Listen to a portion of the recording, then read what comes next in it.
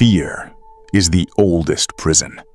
It is built not of stone, but of anticipation, the imagined pain of a future that has not yet arrived. You have been taught that fear is natural, unavoidable, even useful.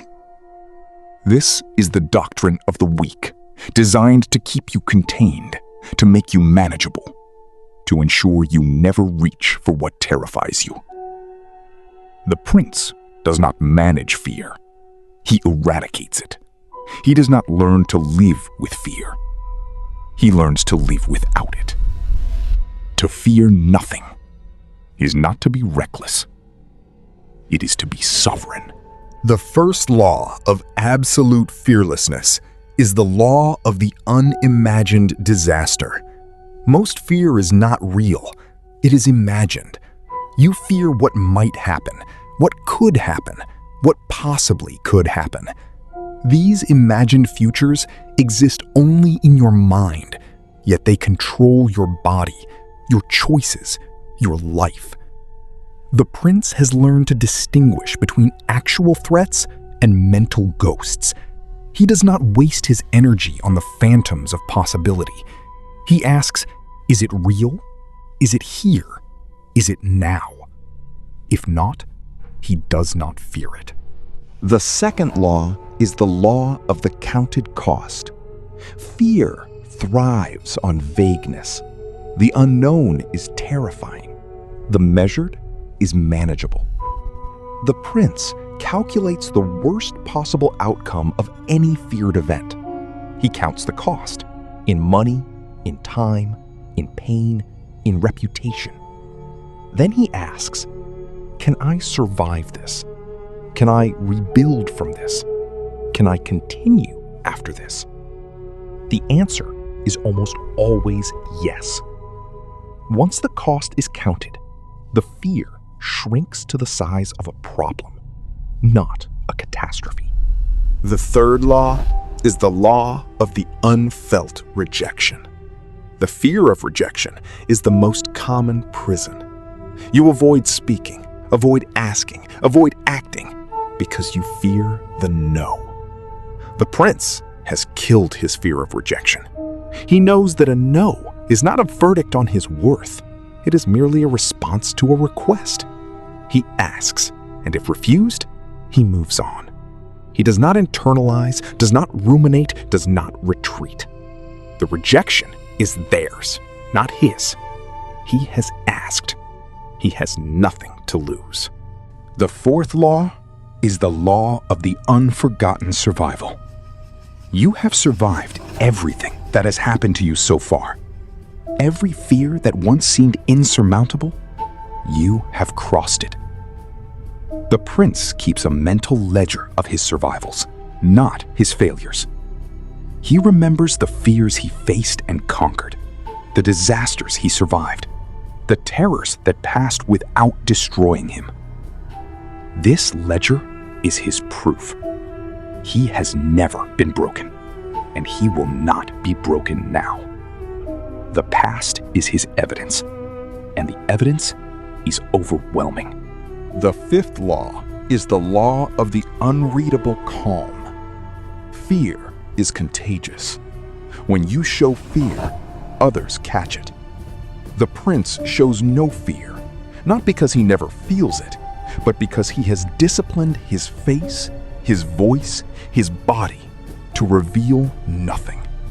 His calm is a wall that others cannot breach. They look to him for steadiness, and he gives them stone. His unreadable calm does not just protect him, it protects those who depend on him, and it terrifies those who would oppose him. The sixth law is the law of the unattached outcome. Fear often attaches to outcomes you cannot control. You fear the result of a job interview, the response to a confession, the reception of a project. The prince has detached his peace from outcomes. He does his best, then releases the result. He knows that outcomes are shaped by forces beyond his control: luck, timing, the whims of others. His fear is not in the outcome, It is in his preparation. And preparation, he controls. The seventh law is the law of the unfinished fearlessness.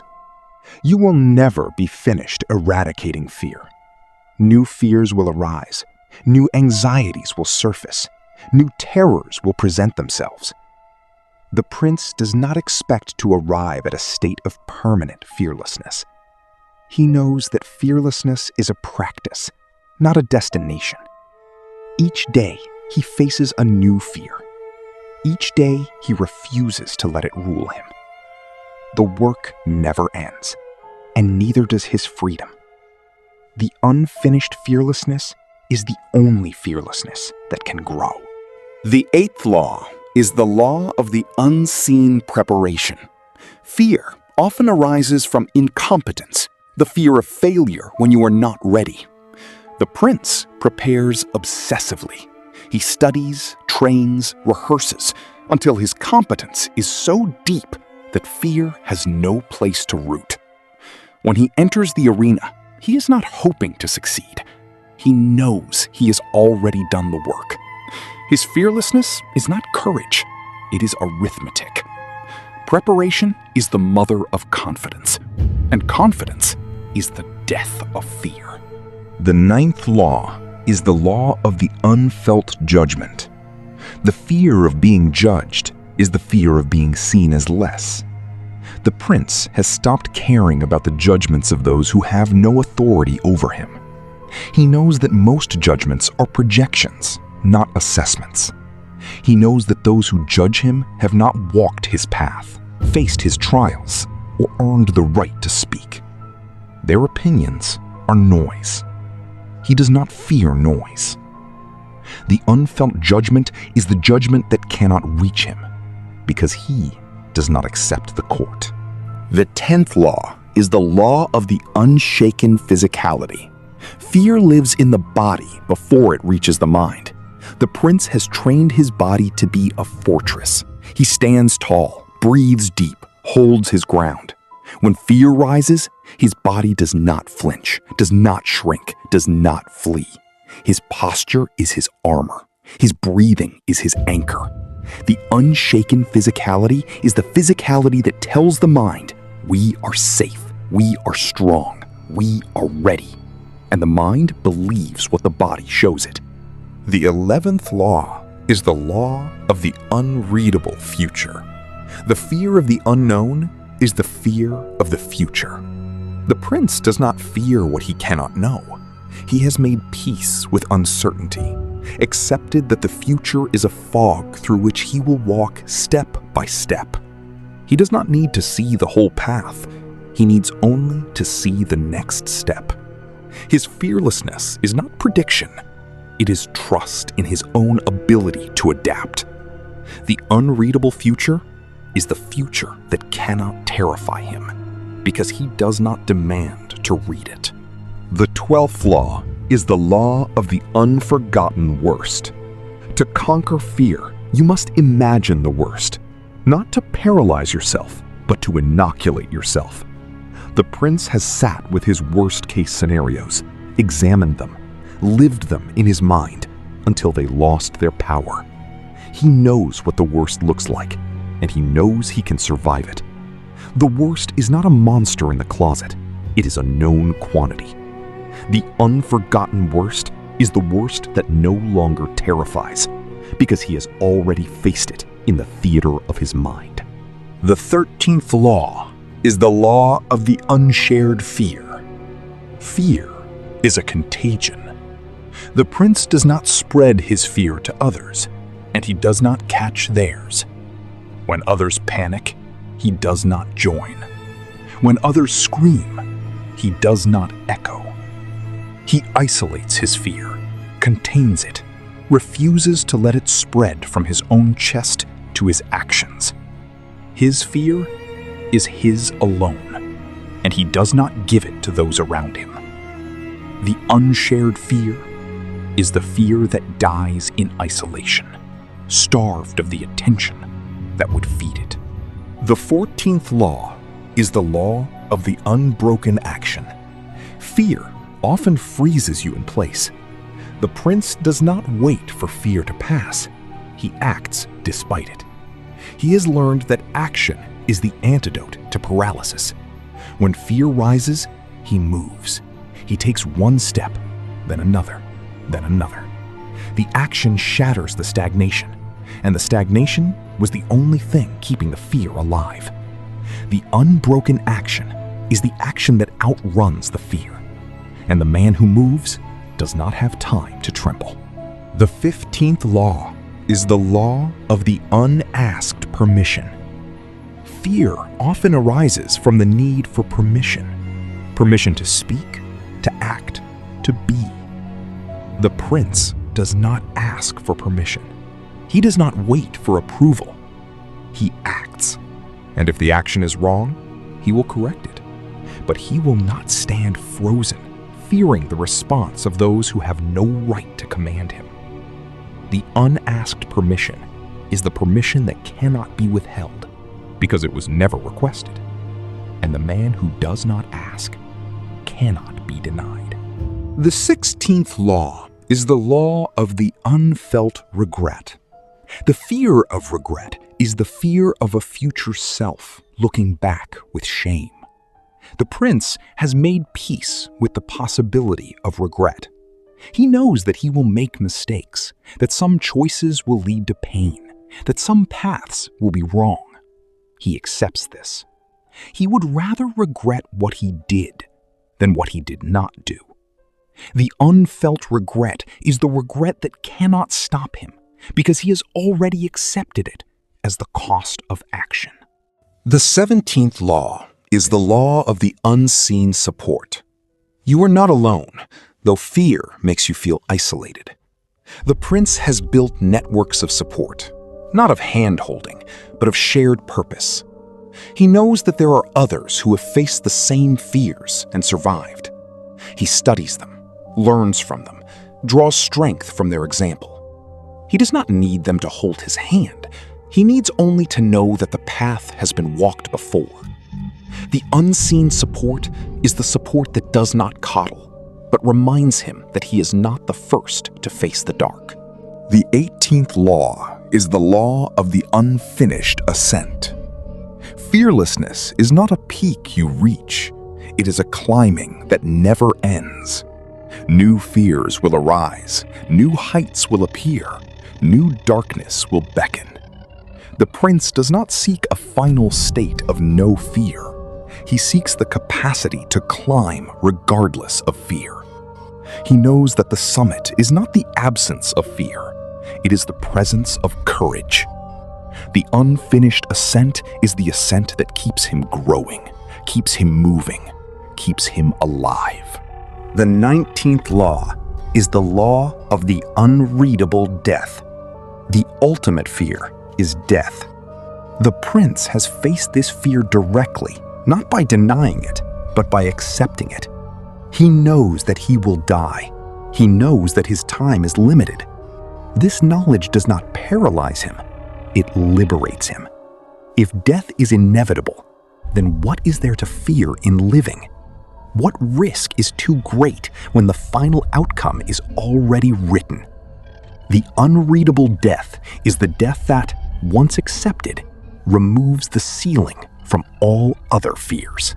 The 20th law is the law of the unforgotten power. You have more power than you know. The prince has cataloged his strengths, not his resume, but his resilience, his adaptability, his will. He knows that he has survived everything that has come before, and he knows that he will survive what comes next.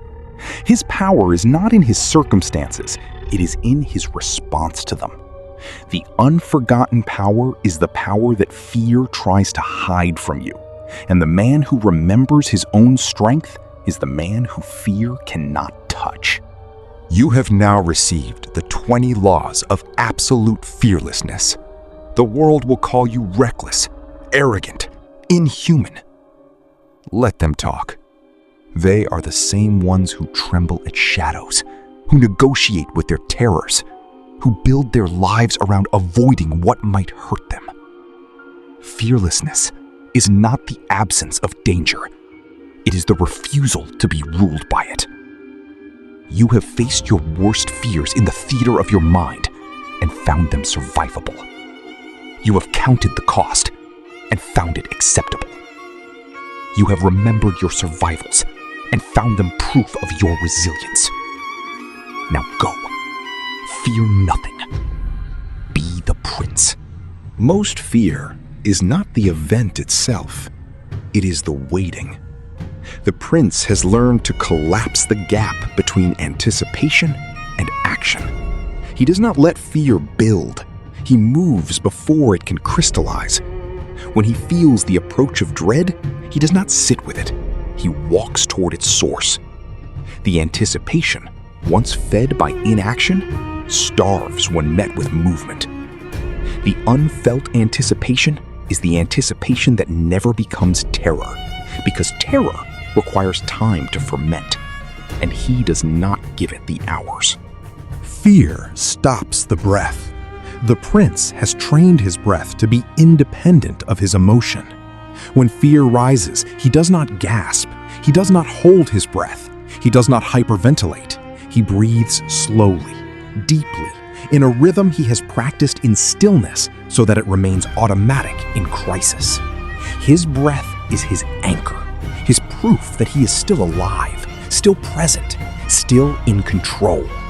The unforgotten breath is the breath that tells the body, we are not prey, we are not fleeing, we are standing still and surviving. Every fear has a threshold, a point beyond which it becomes experience rather than imagination. The prince has learned to identify this threshold and to cross it deliberately. He knows that the crossing is always worse in the imagining than in the doing. He steps over the line, and on the other side, he finds not the monster he expected, but merely the next moment. The unreadable threshold is the threshold that cannot frighten him, because he has crossed so many that he trusts what lies on the far side. More life, not less. Fear often hides behind questions. What if? How will I cope? What will they think? The prince does not ask these questions because they have no answers that serve him. He asks instead, what must be done now? The what-ifs are infinite. The now is singular and manageable. He does not borrow trouble from a future that may never arrive.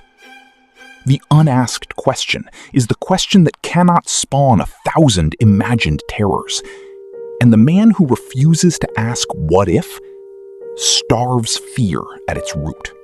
Panic is contagious, but so is calm. The prince is not merely immune to panic, he is an antidote to it. When others lose their minds, his stillness becomes a reference point. They look to him, and his lack of fear helps them find their own. He does not need to speak. His presence is enough. The unshared panic is the panic that cannot spread because it meets a surface that will not carry it. He is fireproof, and the flame dies at his feet. Fear narrows vision. It makes you see only the threat, not the exits, not the alternatives, not the possibilities. The prince has trained himself to see options where others see only walls. When fear rises, he asks not, how do I escape? But how many ways can I respond? He knows that the fearful mind sees one door. The fearless mind sees a dozen. The unseen option is the option that fear hides. And the man who trains himself to see past his fear always finds a way. Fear thrives in chaos. The prince has built a daily routine that is a fortress against the unpredictable. He wakes at the same hour, trains at the same time, works at the same pace. This routine does not prevent fear, but it gives him a foundation that fear cannot shake. When the world is spinning, his routine is his anchor. He knows that no matter what happens, he will still rise, still train, still work. The unbroken routine is the routine that tells fear, you may visit, but you will not take up residence. Fear writes itself on the body before the mind can stop it.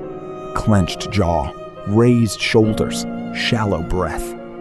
The prince has learned to read these signals in himself and to override them. He does not wait for his mind to calm his body. He uses his body to calm his mind. He deliberately relaxes his jaw, drops his shoulders, deepens his breath. The unreadable body is the body that does not advertise fear. And the man who controls his physiology controls his psychology. You will never be finished conquering fear. New fears will arise as you grow, as you challenge yourself, as you enter new territories. The prince does not mourn this, he celebrates it. Each new fear is a sign that he is still growing, still pushing boundaries, still alive. The unfinished fearlessness is the fearlessness that must be rebuilt each day, like a wall that is constantly under repair. And the man who maintains his walls daily does not fear the siege. The fear of death underlies all fears, but the prince has made peace with death, not by denying it, but by accepting it as the price of life. He does not court death, but he does not flee from it either. He knows that every day he lives is borrowed time, and that knowledge does not terrorize him, it energizes him. The unreadable mortality is the mortality that cannot be used as a weapon against him, because he has already surrendered its power. When you are not afraid to die, what else can frighten you? The world will call you reckless, arrogant, inhuman. Let them talk. They are the same ones who tremble at shadows, who negotiate with their terrors, who build their lives around avoiding what might hurt them. Fearlessness is not the absence of danger. It is the refusal to be ruled by it. You have faced your worst fears in the theater of your mind and found them survivable. You have counted the cost and found it acceptable. You have remembered your survivals and found them proof of your resilience. Now go. Fear nothing. Be the prince.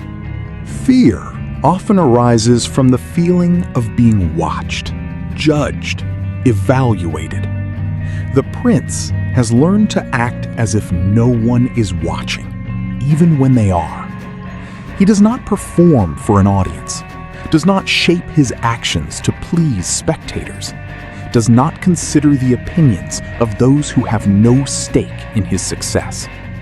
His fearlessness is private, internal, invisible. When he acts for himself alone.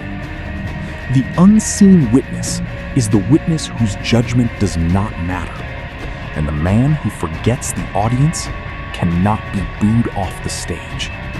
The fear of not being enough, not smart enough, not strong enough, not worthy enough, is the fear that whispers you will be exposed as a fraud.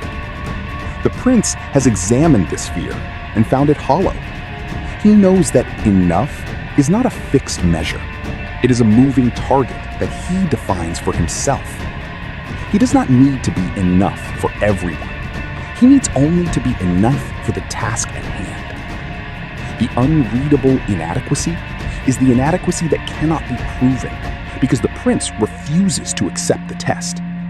He does not play the comparison game, and you cannot lose a game you do not enter. The fear of being left alone, of losing support, of facing the world without a safety net. This fear keeps many tethered to unhealthy relationships, unfulfilling jobs, unworthy commitments. The prince has learned that he is his own safety net. He does not fear abandonment because he does not depend on others for his survival. He has built himself into someone who can stand alone, walk alone, fall alone, and rise alone. The unfelt abandonment is the abandonment that cannot destroy him because he was never leaning on the one who left. Fear forgets how strong you are. The prince keeps a mental archive of his own resilience. Every time he was knocked down and rose again, every wound that healed, every failure that became a lesson. When fear whispers that he cannot survive something, he consults the archive. The archive always provides evidence to the contrary. The unforgotten resilience is the resilience that fear cannot argue with, because it is not theoretical. It is documented in the scars and stories of a life already lived. Fear forgets how strong you are. The prince keeps a mental archive of his own resilience. Every time he was knocked down and rose again, every wound that healed, every failure that became a lesson. When fear whispers that he cannot survive something, he consults the archive. The archive always provides evidence to the contrary. The unforgotten resilience is the resilience that fear cannot argue with, because it is not theoretical. It is documented in the scars and stories of a life already lived. Fear often tries to make you stop, to freeze, to retreat. The prince has learned that forward motion is its own answer. He does not need to defeat fear before he acts. He acts, and the action carries him past the fear. He does not wait for courage. He walks, and courage catches up.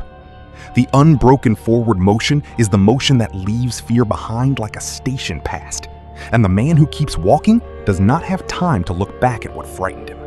The fear of past mistakes, the guilt, the shame, the self-recrimination is a fear that chains you to history. The prince has learned to forgive himself without asking anyone else's permission. He does not need absolution from others to release himself from his own judgment. He made mistakes, he learned from them. He will not make them again. The unasked forgiveness is the forgiveness that cannot be withheld because it is self-granted. And the man who forgives himself is not haunted by the ghosts of his own past. The fear of failure is perhaps the most paralyzing of all. The terror of trying and falling short. The prince has redefined failure. Failure is not a verdict on his worth. It is data. It is feedback. It is the cost of learning. He does not fear failure because he has already failed so many times that failure has lost its sting. Each failure taught him something. Each failure made him harder. The unfelt failure is the failure that cannot stop him because he has made it his teacher. The future is unknowable, and the fear of the unknown is the fear of every possibility collapsing into a single imagined disaster. The prince has made peace with the unknown. He does not need to know what will happen. He needs only to know that he will respond. His confidence is not in prediction, it is in adaptation. The unreadable future is the future that cannot frighten him because he does not demand to read it. He walks into the fog without a map, trusting his feet. Fearlessness is not a plateau you reach. It is a climbing that never ends. Each peak climbed reveals a higher peak beyond it. Each fear conquered reveals a deeper fear beneath it. The prince does not mourn this endless ascent. He celebrates it. The unfinished climb is the climb that keeps him alive, that keeps him growing, that keeps him from the complacency that that is its own kind of death. He climbs because climbing is what he is, and fear is just the wind against his face. Terror is isolating. It makes you feel that you are alone in your dread. The prince has learned to speak his fears aloud, not to everyone, but to the few who have earned the right to hear them. Speaking fear robs it of its mystery, its magnitude, its power. He does not suffer in silence. He names the demon, and in naming it, he shrinks it. The unshared terror is the terror that grows in the dark. The spoken fear is the fear that cannot hide. The world will call you reckless, arrogant, inhuman. Let them talk. They are the same ones who tremble at shadows, who negotiate with their terrors, who build their lives around avoiding what might hurt them. Fearlessness is not the absence of danger. It is the refusal to be ruled by it. You have faced your worst fears in the theater of your mind and found them survivable. You have counted the cost and found it acceptable. You have remembered your survivals and found them proof of your resilience. Now go, fear nothing.